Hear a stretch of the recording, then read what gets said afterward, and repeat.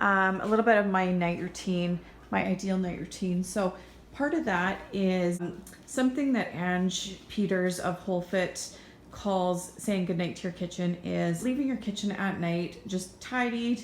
Don't have dishes on the counter, don't have a sink full of dishes, have the counter decluttered, and it's just you start the day off better when you come out to a clean kitchen. So that's something I try to do as well. And I should mention the most important part of my night routine is winding down early enough and getting to bed early enough. So I find a big difference when I have a really good morning routine. That's the most important, but in order to have a good morning routine, you have to start that off the night before.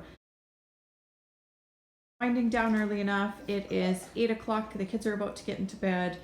I usually try to do no screen time for myself as well as kids after 8 o'clock. So after that, I will try to read a book, listen to podcasts. This doesn't happen every night, but I notice a difference when it does. Another thing here that I do is I fill up my water. So I've got a 2 liter of water a day habit that I try to aim for. So if I have that on the counter ready to go the night before. So this is all about being proactive with everything.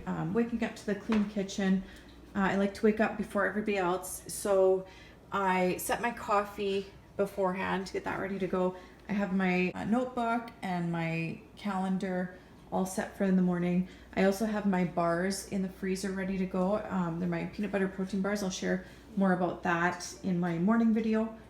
And ideally I would have like a chamomile tea or a apple cider vinegar honey tea, and that's actually been shown to help aid in sleep as well. So I'll share that recipe. The book that I'm currently reading is Rachel Hollis's Girl Stop Apologizing. And another one that I'm reading is Brendon Burchard, High Performance Habits. Just find something that you love, whether that's a book or a podcast or an audiobook. And I recommend just kind of winding down with something. I've already mentioned winding down early enough, getting to bed early enough. And another thing I make sure I do is have kids' lunches ready. So I do that actually when I'm preparing supper, just to make it easy.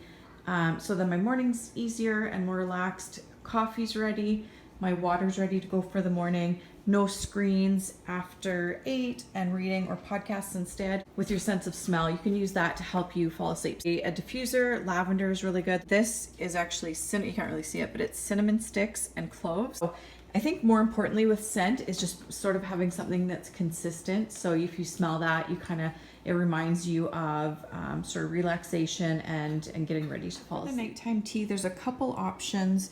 One that I love is the apple cider vinegar tea. So it's apple cider vinegar, honey, and cinnamon and hot water. So we have about a tablespoon of apple cider vinegar. I added in about a teaspoon of honey, raw honey. Add in some boiling water, sprinkle of cinnamon, and stir it up. And generally I like to try to be in bed by about 9 if I want to be awake at 5. Tomorrow I'll share with you my morning routine. And we use a grow clock. That kind of helps in our morning routine so that I actually have time to myself in the morning so my kids aren't up super early. So we will set that at night, and then I have it set to come on at 7. And they can see how many stars there are when they wake up. The stars kind of count down, so often there will be 1 or 2 stars when they wake up. If there's 2, I tell them they need to try to go back to sleep. If there's 1, then they can just turn their lamp on and read a book for a little bit, and then they can't come out until the sunshine is on. And so far it's been working fairly well.